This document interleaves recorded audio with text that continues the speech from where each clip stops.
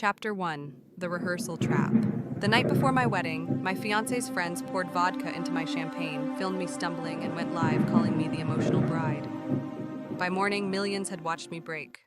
They called it content, but I called it evidence. Because I plan events for a living, and this time I planned theirs. I had planned weddings for more than a decade and thought I had seen every kind of chaos that love could create. I was wrong. Gramercy Hall shimmered that night under crystal chandeliers, the kind of place where even the mirrors seemed to judge you. It was our rehearsal dinner, but it felt more like a corporate launch.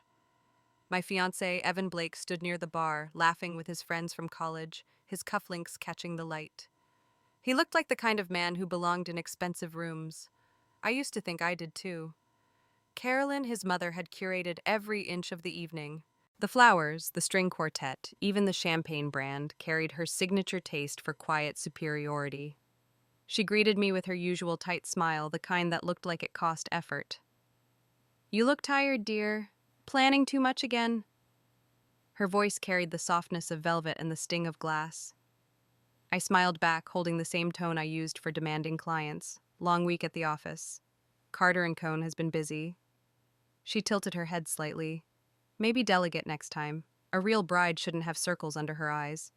It was meant as advice. It landed like judgment. The dining room was filled with people I barely knew. Evan's colleagues from the firm, his fraternity friends, his mother's designer acquaintances. My friends had been seated at the far end of the table near the service door where the music was louder and the waiters brushed past their chairs. Every detail reminded me whose family this truly was. Mason Reed, Evan's best friend and self-proclaimed content genius, raised his phone as we took our seats. He had built a minor following online posting pranks and candid moments. He was already filming as I adjusted my napkin. "Come on, Chloe, give us your best bride face." He laughed, the flash bright and unnecessary. Evan chuckled beside him. "Let him have his fun, babe. You know Mason, always capturing memories." I forced a laugh and looked down at my plate. Memories I thought were supposed to be kind. Dinner moved quickly, the wine flowing too easily. Every toast from his friends came with a joke at my expense. One compared my spreadsheets to marriage contracts. Another teased that my perfectionism was training for motherhood. Carolyn laughed the loudest. I watched them through the candlelight, smiling like a host instead of a bride. Years of event planning had taught me to perform calm even when the ceiling was on fire. Still, a part of me wanted to scream that I wasn't one of his interns, that this was supposed to be our night. When it came time for me to give a short thank you speech, Mason jumped up first. Wait. The bride gets a toast from the groom's crew." He winked at Evan, who nodded like this was rehearsed. Mason handed me a tall glass of champagne. "For the star of the show?" The bubbles hit my throat, sharp, bitter. Stronger than they should have been. My heart sped up. The room seemed brighter. I tried to steady my breath. Evan leaned over. "Go on, sweetheart. Everyone's waiting." I rose from my chair, gripping the table for balance. My voice sounded distant, like it belonged to someone else. "Thank you, everyone, for being here." I wanted to say more, something about gratitude and partnership, but my tongue felt heavy. A low murmur rolled through the crowd. Mason's phone was pointed straight at me. He whispered loudly enough for others to hear. "Look at that, nerves hitting early for our emotional bride." Laughter rippled across the room. Even Evan chuckled, pretending to hide it behind his glass. I blinked against the heat rising in my face, swallowed hard, and forced a smile. I continued speaking, steadying my voice word by word. I thanked his parents, the guests, my small team who had traveled from Charleston. I could feel every camera aimed at me, waiting for me to stumble again. Instead, I finished, smoothly placed the glass on the table, and sat down without shaking. Mason lowered his phone, disappointed. "Guess the show's over." Carolyn clapped politely. "How brave of you, Chloe. Public speaking can be such a challenge for sensitive souls." I looked at her, then at Evan, who leaned in and whispered just loud enough for me to hear. "Relax, babe, it's just content." The words slid under my skin. The rest of the night blurred into polite noise. Evan laughed with his friends, Mason replayed clips on his phone, and I smiled through every forced conversation. When it was finally over, I walked out before anyone noticed. Outside, the summer air was thick and warm. Manhattan glittered like a lie I had once believed. I called a cab, the driver silent as I pressed my forehead to the window. The taste of that champagne still lingered sour and heavy. Through the glass, I saw my reflection eyes darker than I remembered, calm but hollow. For years, I had made chaos look beautiful. I had turned disasters into fairy tales for brides who paid me to fix their moments. Now the chaos was mine to manage. I whispered to no one, just to the rhythm of the city outside. I've managed chaos for a living, but this time chaos has my name on it. The cab turned down Fifth Avenue, the lights fading behind me, the laughter from Gramercy Hall still echoing in my head. Then, for the first time that night, I stopped pretending to smile. If this story touched you, please subscribe and let someone out there feel less alone. Thank you. Chapter 2. When the Joke Became Evidence. By the time morning light slipped through my blinds, my phone was already vibrating across the nightstand. I blinked at the screen, still groggy, until the words came into focus. Bride loses it at her rehearsal dinner. My face filled the thumbnail, mouth open, mid-sentence, eyes glassy from whatever Mason had slipped into my glass. The view count rolled upward in real time, 1.3 million. I sat up too fast, heart pounding. Notifications flooded in from clients, old classmates, strangers. My inbox was a storm of pity, curiosity, and mockery. Comments scrolled across the screen like a courtroom of invisible jurors, too emotional, too dramatic, too human. Someone had slowed the footage looping the moment my voice cracked, pairing it with a pop song about heartbreak. Another had turned it into a meme. I closed the laptop and stared at my hands. They looked steady, but my chest felt hollow. A knock startled me. It was Evan. He stood at the door holding 2 coffees, wearing the same tailored calm he always used when something was his fault. But he needed it not to be. I let him in without a word. "Babe, I came as soon as I saw it." His tone was practiced concern. "It's trending, but don't overreact. People move on fast. You know how the internet works." I studied him. His tie was perfect, his cufflinks gleamed, and his eyes never left the reflection of himself in my window. "How many times have you watched it?" He hesitated, setting the coffee down. "I've seen clips here and there, people sent them to me."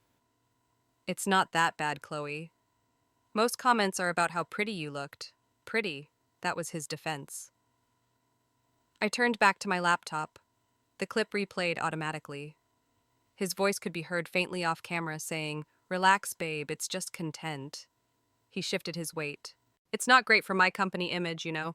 My clients follow me online. They don't need to think I'm part of some drama. Maybe you should stay quiet for a few days, let it blow over.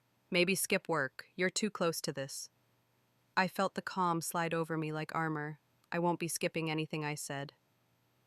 "Chloe," he sighed, "you're emotional. I'm trying to protect both of us." "No," I said softly, "you're trying to protect your brand." He flinched. "Look, I'll talk to Mason. He didn't mean harm. You were laughing in the background. That's not fair. It caught me off guard." I met his eyes. "So did the proposal, and you still rehearsed that speech." His mouth opened, then closed again. He left a minute later, muttering something about investors and timing. When the door clicked shut, the apartment felt too quiet. I opened my laptop again, this time with purpose.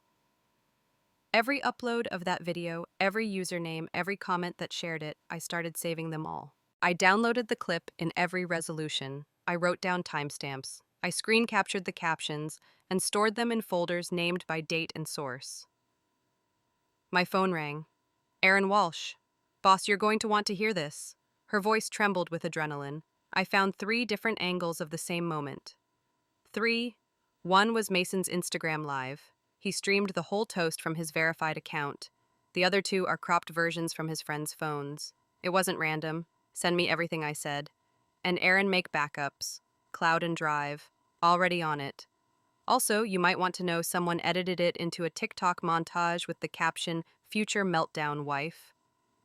I closed my eyes, the familiar burn of humiliation settling behind them. "Thank you, Erin. Keep watching the reposts." When we hung up, I opened a new document and started a log. Every word mattered now. I recorded voice notes describing what had happened, what I remembered tasting in that glass, the laughter that followed. I uploaded screenshots and emailed them to myself, marking each one as evidence. It wasn't anger driving me anymore, it was precision. That evening, I stood at my desk, staring out at the Brooklyn skyline. The city looked cleaner from up here, like it could wash off what had happened. But down there, on every phone, my face was still playing in strangers' hands. I couldn't erase it, but I could make it mean something else. The next morning, I dressed in neutral tones, professional and sharp, and went to Evan's office. His firm occupied a floor of glass and chrome in Midtown. I told the receptionist I was there to drop off a folder he had left at my place. She smiled politely and waved me through. The moment I stepped into the corridor outside the conference room, I heard laughter. Mason's voice was unmistakable. Come on, the clip's harmless. If anything, it's free publicity. She looks cute, all teary and shaky. It's gold. Someone else chimed in. Evan's lucky. People love an emotional bride story. Makes them both look relatable. Evan's voice joined in lower, but clear. Yeah, well, let's keep it contained now. I've already had to explain it to 2 clients. Just delete your re-upload, Mason. Delete the best performing post I've ever had. Not a chance, man. Their laughter filled the room again. I stood by the door phone in my hand, recording quietly.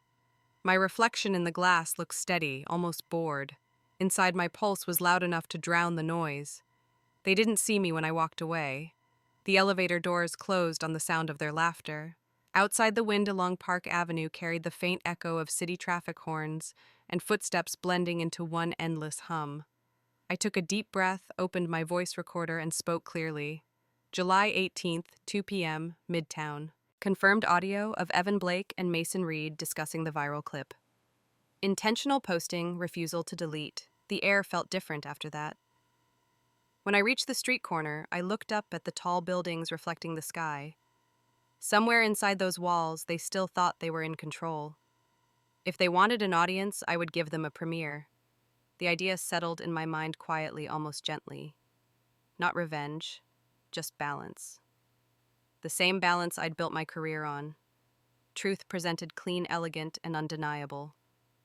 That night, I cleared my desk, opened a new folder, and named it The Perfect Groom. Then I started collecting everything that would one day play on a much bigger screen. If this story touched you, please subscribe and let someone out there feel less alone. Thank you. Chapter 3. The Perfect Groom. I unlocked the office before the sun had cleared the rooftops and let the quiet settle over the glass conference table. The city was still half asleep, and for once it felt like the world had agreed to stop talking. I powered up my workstation, opened a blank project in my editing suite, and typed the title without thinking, The Perfect Groom. The words looked almost gentle sitting there, like they did not yet know what they were about to carry. I imported the first file and watched myself sway at Gramercy Hall. I studied the angle, the shake of Mason's hand, the way Evan's voice drifted in from the edge of the frame. I muted the audio and counted to 5. Then I played it again with sound, let the laughter spill out, let it wash over me like cold water until my skin stopped flinching. I marked the beat where the room turned.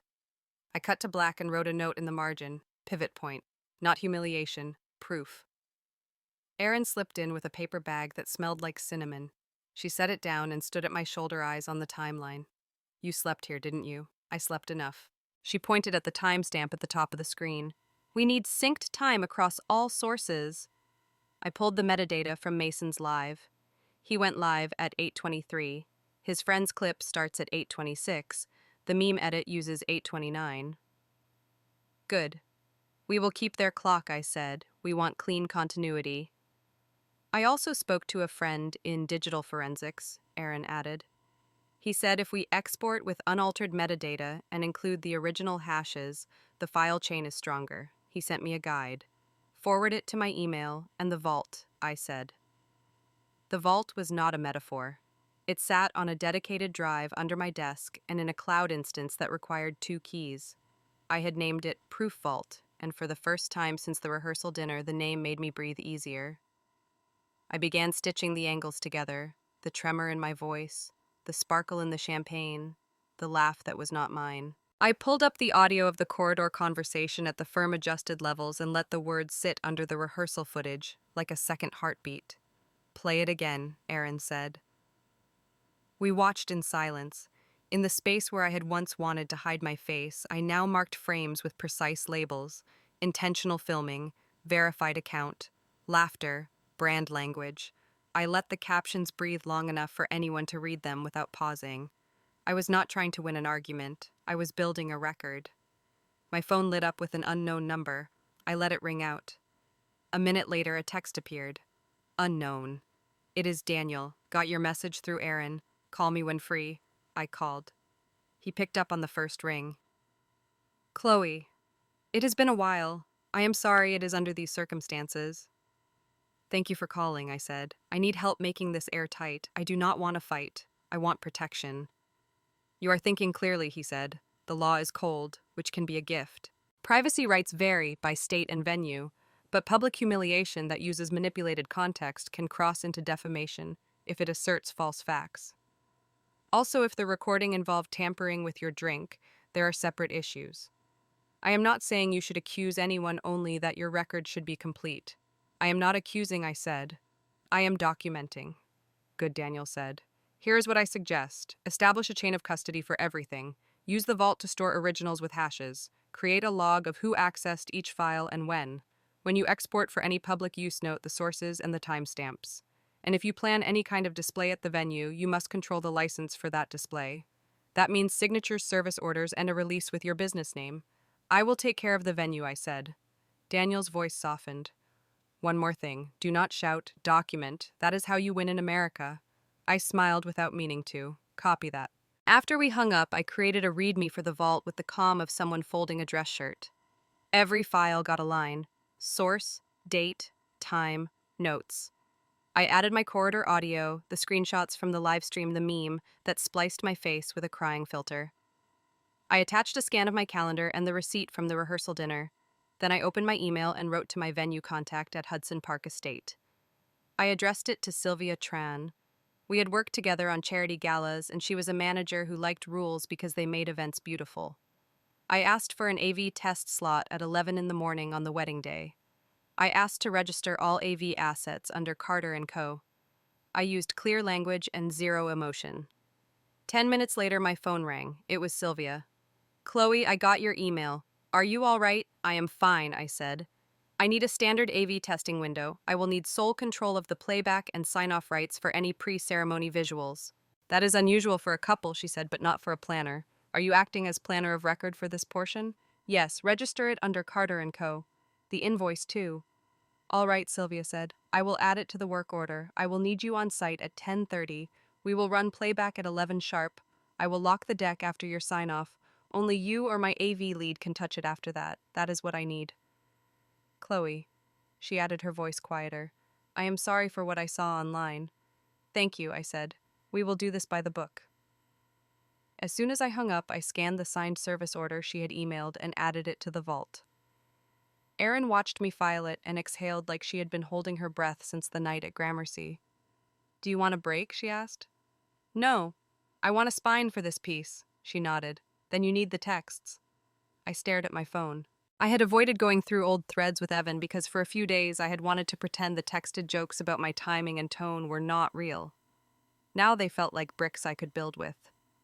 I scrolled for an hour collecting messages where he asked me to play down my company at dinners, where he hinted that my accent was charming when it sounded less southern, where he called my caution hysteria in a friend thread I was not meant to see.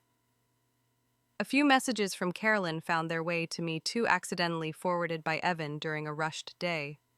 Keep her humble. That line slid into the timeline like it had been waiting for its seat. My phone vibrated again, a name I recognized. Harper. A bridesmaid who had floated between my circle and Evan's with the ease of people who can make everyone like them. I had not spoken to her since the rehearsal dinner, when she had hugged me a little too tightly and whispered that everything was fine. Her text read, "Are you at the office?" "I need to talk." I did not reply. She sent another. "He is using it for brand deals. He pitched a sponsor this morning using the clip." "I did not know. I am sorry. Can I come by?" I typed our address and hit send before I could change my mind. Harper arrived with her hair in a half ponytail and sunglasses perched on her head even though it was cloudy. She stood just inside the door and looked smaller than usual. "I should have checked on you that night," she said. "I watched Mason go live and I still told myself it was harmless." "I am sorry." "Why are you here?" I asked. She held up her phone. "I manage a few micro-influencers. I saw an email thread this morning. Evan asked a brand if they wanted exclusivity around the wedding weekend. He suggested the attention from the rehearsal clip would help. He said my meltdown. He used that phrase. I got sick reading it." She handed me her phone without hesitation. The emails were clean, time-stamped, and careless. He was positioning my humiliation as part of a campaign. I can forward them to you, Harper said. And I have screenshots of Mason bragging in a group chat. He says he is about to cross 100,000 followers. He is selling a shirt with my caption on it. Erin came to stand beside me. We will need originals and screen recordings, she said, with system time visible. Whatever you need, Harper said. I know I was laughing that night. I am ashamed of that. I see it now. He is using all of us. I looked at her and saw a person who wanted to be on the right side of the line and had finally noticed where the line was. I nodded. Sit, I said. We will walk through the transfer so we do not corrupt the files. She sat. We lined up her evidence beside mine. I watched our story shift from pity to something the camera could not cheapen. The part of me that planned receptions and seatings was still doing its job. I was placing each piece where it belonged. By late afternoon, the timeline stretched like a quiet river. I placed the rehearsal footage first, the corridor audio, second the texts as overlays, and the emails as on screen, pulls that lingered long enough to read. When the music arrived, I did not use something sad. I used a steady string progression that sounded like an upright spine. Watch the middle, Erin said. This is where sympathy becomes certainty.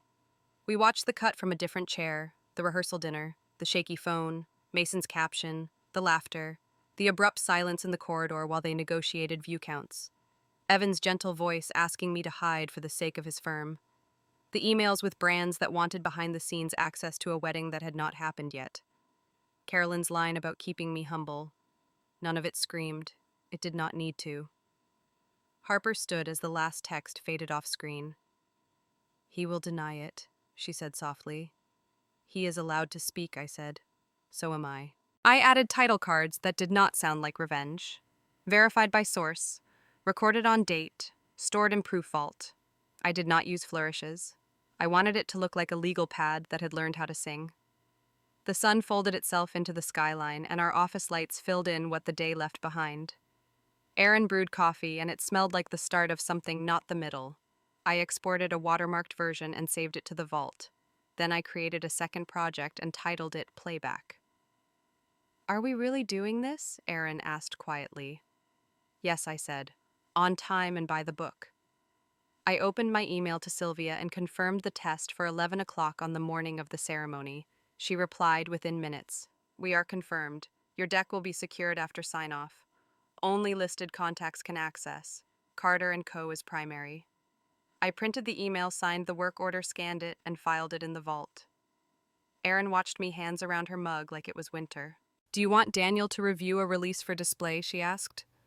Yes. Send him the contract and the cut list, I said, and send him the corridor audio with a transcript. She nodded and started typing. Harper hovered by the door. Do you want me at the rehearsal at the estate, she asked. No, I said.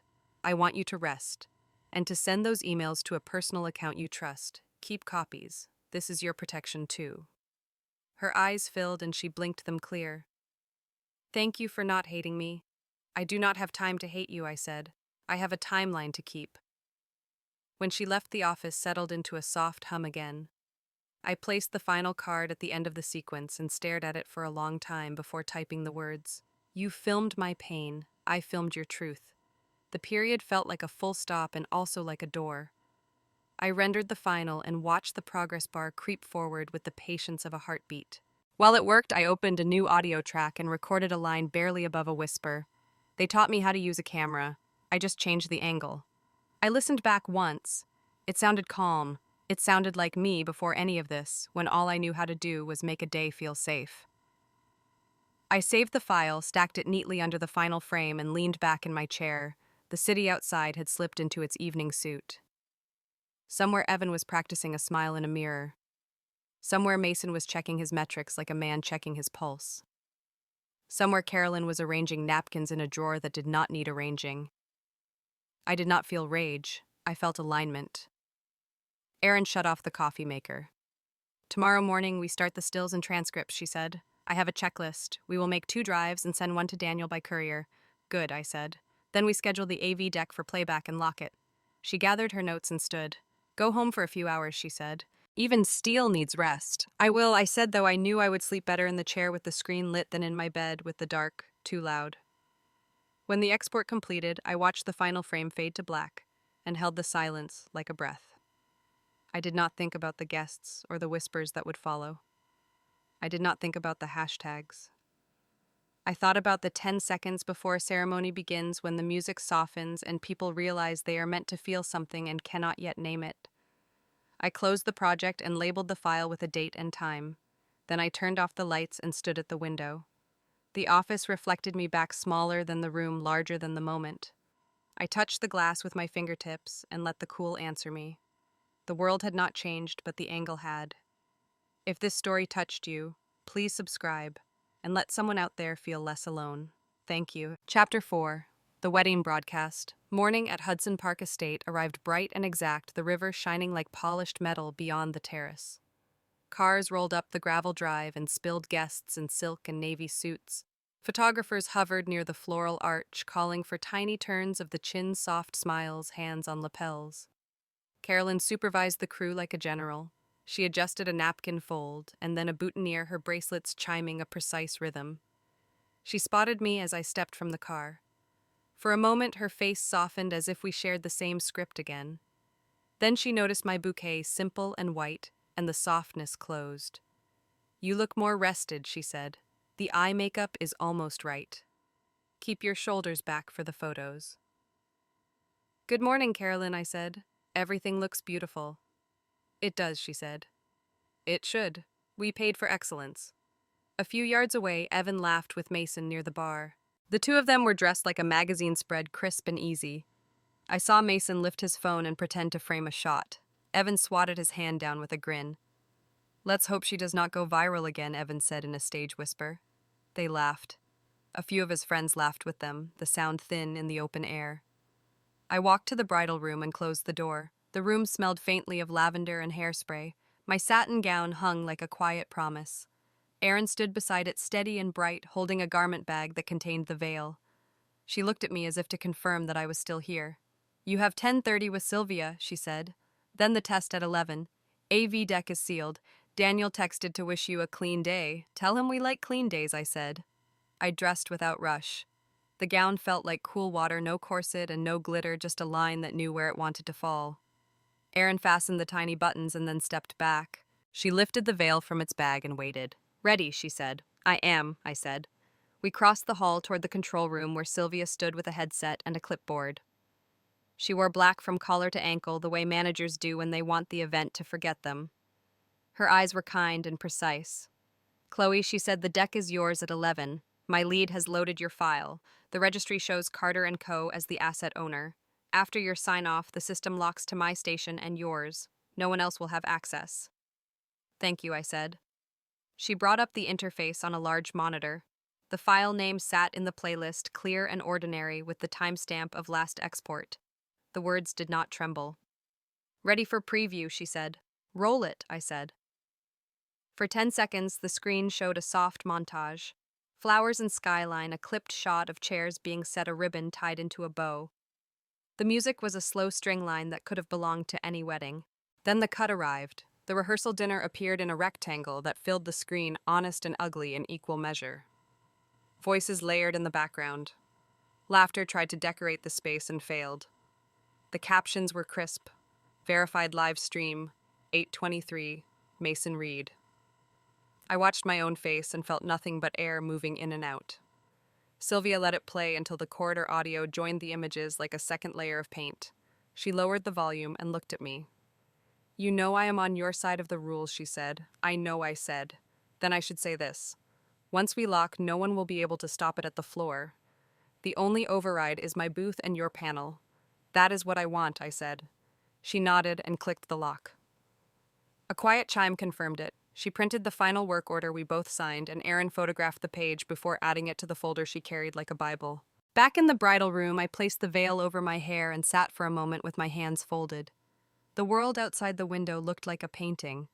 Boats moved up the river with the patience of old stories. I felt the edge of the day, and it did not frighten me. Erin glanced at her watch. "Guests are in place," she said.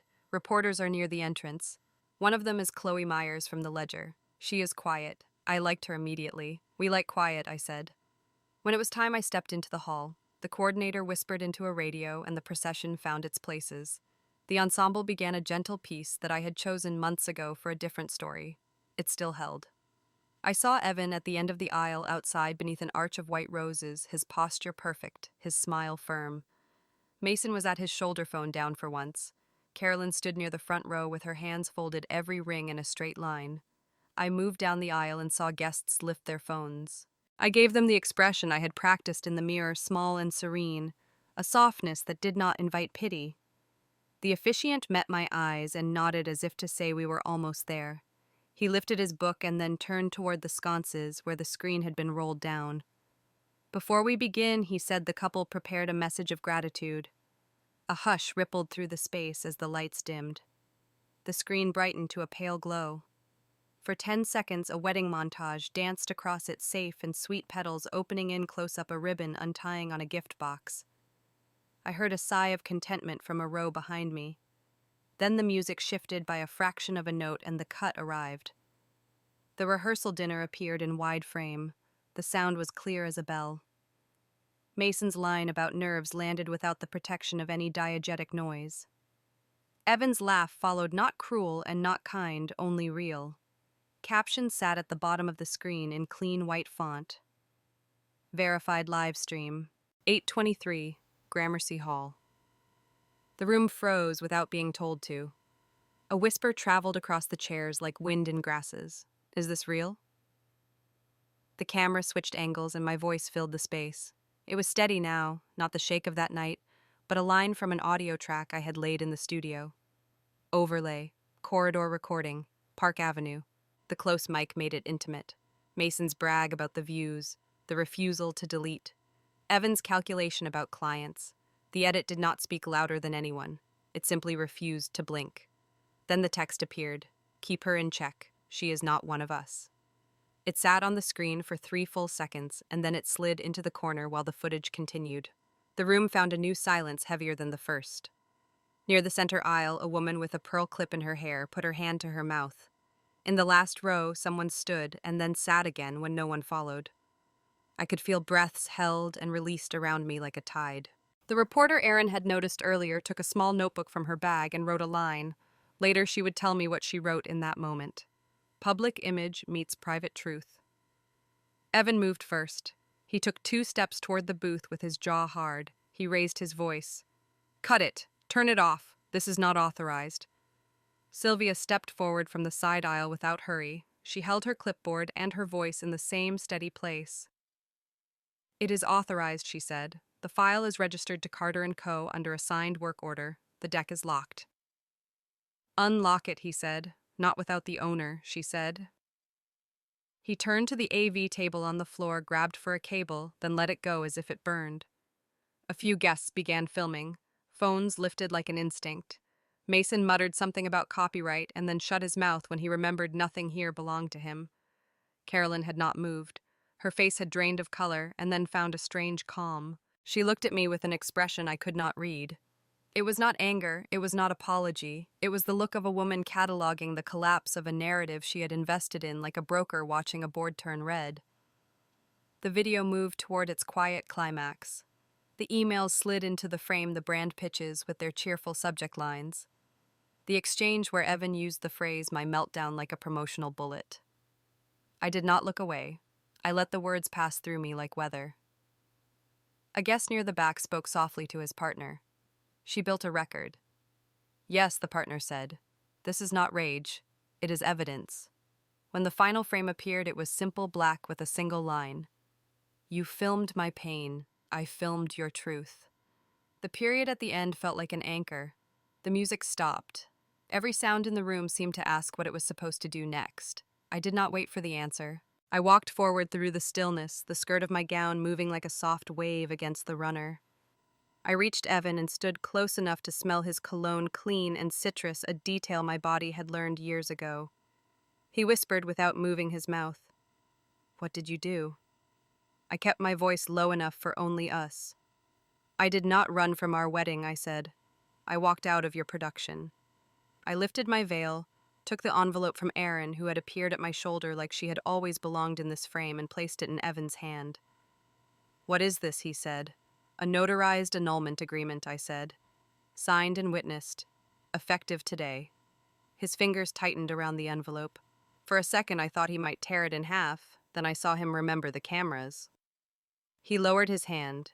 He opened his mouth to speak and closed it again when he saw the reporter standing not far away with her notebook open and a pen that did not hesitate. I can explain, he said finally, but he said it to the air. I turned to Carolyn. She lifted her chin as if she could will the picture into a different shape. Chloe, she said quietly, you have made a spectacle. I felt a thread of sadness and let it pass. I had wanted a mother in that sentence. She had chosen a curator. No, I said. I made a record. I stepped back, and the officiant poor man looked as if he might faint. He closed his book and held it like a shield. We will take a brief pause, he said to the guests. His voice shook, and I almost felt sorry for him. Sylvia moved through the aisle with the professionalism of a person who has seen every version of a day try to rewrite itself. She spoke to the musicians. She spoke to security. She did not rush. She did not scold. The team began moving in a quiet choreography I recognized from my own staff. They preserved dignity where they could. Guests started to stand. Some left. Some hugged one another like it was a funeral for something they had not named. A few approached me and whispered that they were sorry. I nodded without taking any of it into my bones. It did not belong there. Erin touched my elbow. Car is ready, she said. Thank you, I said. We walked toward the side path that led to the service drive. The river wind lifted the edge of my veil and I let it fall. Behind me, I heard Mason curse under his breath, then pretend he had not.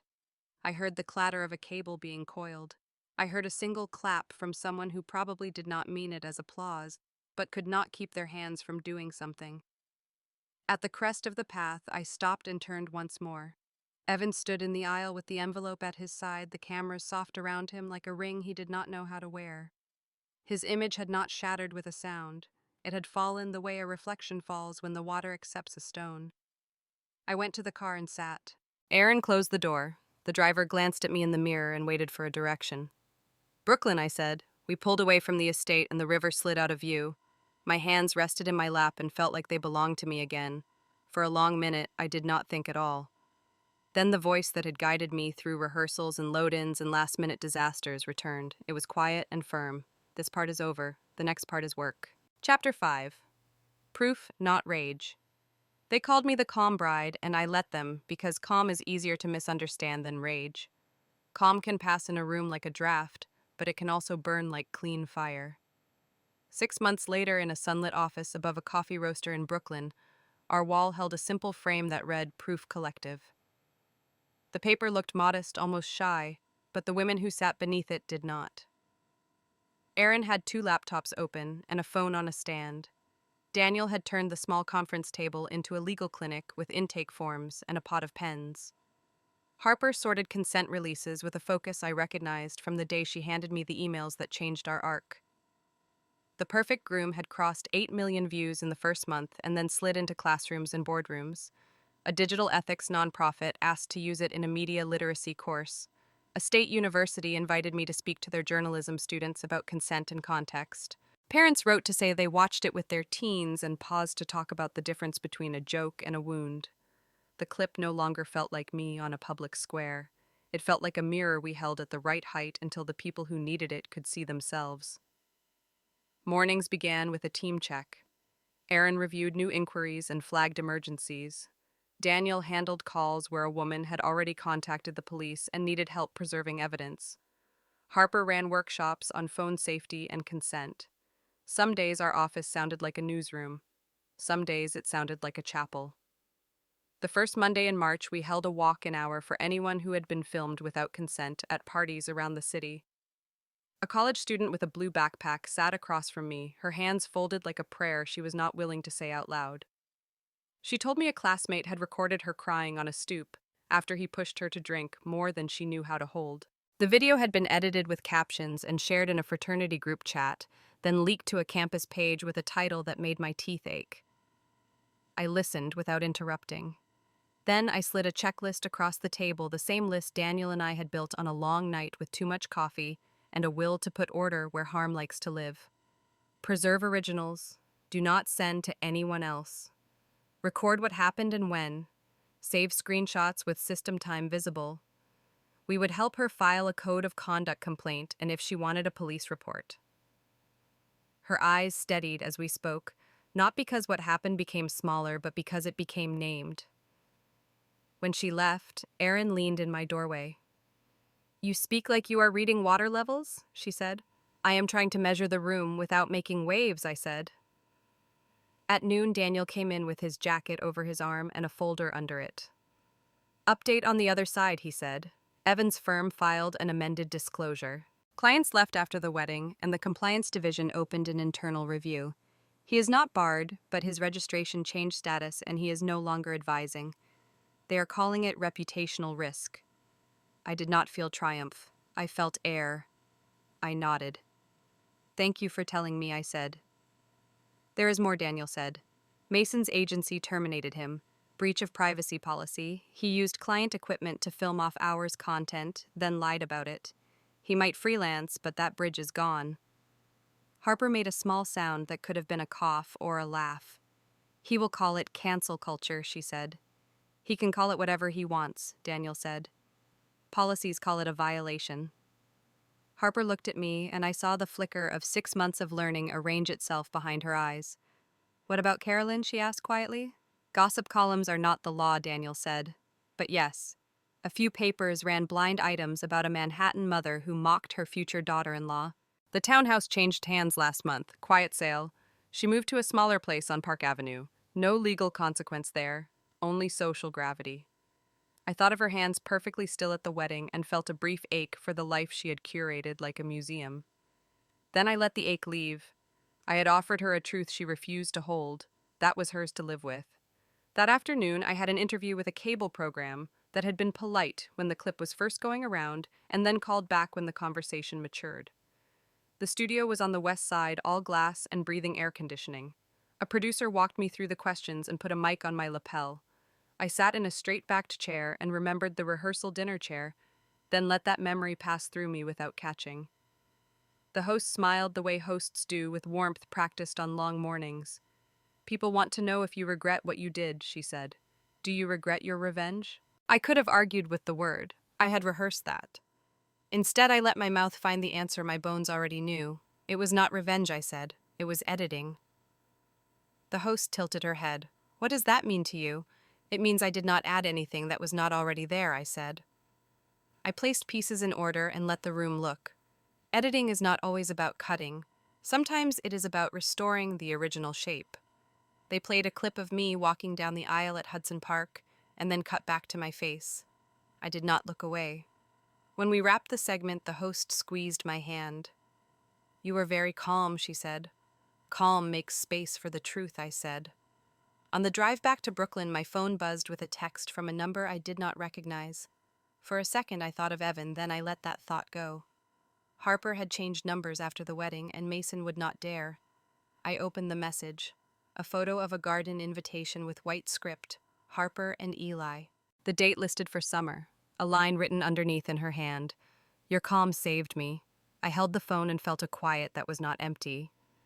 When I reached the office, Erin and Daniel were laughing gently over a story about a printer that ate a stapled form and then spit it back out folded like origami.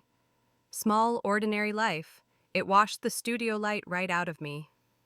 Mail, Erin said, handing me a padded envelope. From a school in Ohio. I opened it and found a stack of letters from high school students who had watched our workshop online. One wrote that she had always thought being quiet meant being weak. Another said her cousin had tried to make her feel like a joke, and now she knew which parts of that were a crime and which parts were a boundary.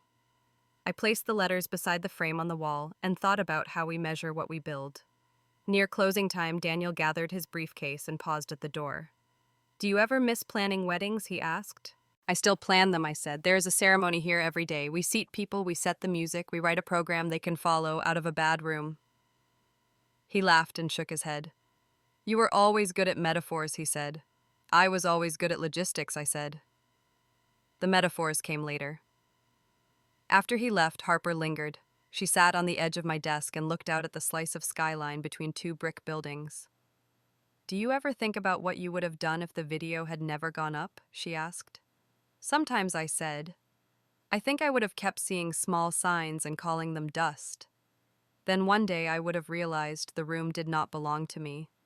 I am grateful for clarity, even when it was cruel. Harper nodded. She held the invitation in her hand like a shell she had found on a walk. Eli asked me what I learned from all of it, she said. I told him I learned that silence can mean different things. It can be collapse, or it can be choosing to keep your voice until it matters most. He is a reporter, I said. He will understand that. She smiled, then stood and stretched. Do not work too late, she said. Even steel needs rest. You sound like Aaron, I said. I sound like you, she said and left. I stayed a little longer. The light went soft, then softer. The roaster downstairs shut off its grinder and the street settled into evening. I checked the vault one last time, making sure backups had finished logs, matched the files, and our encryption keys were where they belonged. I printed tomorrow's schedule and slid it under a paperweight. When I turned to leave, I stopped and looked again at the frame on the wall. They called me the calm bride. Let them. Calm had carried me out of a spectacle and into a room where we built something steadier than outrage. Calm was not a performance. It was a practice. On my way down the stairs, my phone buzzed again. A woman I had never met had sent a message that began with, I do not need you to fix anything, I just need to know what to save. I answered with a list and a time for a call. Then I stepped into the cool March air and listened to the city do what it always does. It moved forward. At home, I set the Harper invitation on my kitchen shelf and poured a glass of water. My apartment was quiet, except for the distant train and the refrigerator, which liked to hum on the hour. I stood at the window and watched a couple on the sidewalk, below their hands, touching in the way hands touch when a day has softened enough to allow it. Somewhere uptown, a townhouse had new owners. Somewhere midtown, an office had a different name on a door. Somewhere in a walk-up, a college student was writing a complaint and trusting that someone would read it. I thought about what I would tell her on our call. That courage is patient. That proof is heavy, but it does not have to be carried alone. That if someone turns your pain into their content, you do not have to build a bonfire to be seen. You can light a single steady lamp and hold it until the room adjusts. I finished the water, placed the glass in the sink, and sat with my notebook open. The last line was not for me. It was for the women who would find us when the night felt like it had no edges. They thought silence was surrender. But silence, when chosen, is control. If anyone turns your pain into their content, remember you still own the final cut. If this story met you where you needed it, tell me how, or tell me what you would have done, or what you wish someone had told you sooner. Stay with me, because there are more rooms to light, more proof to gather, and more ways to hold our calm until it burns exactly where it should.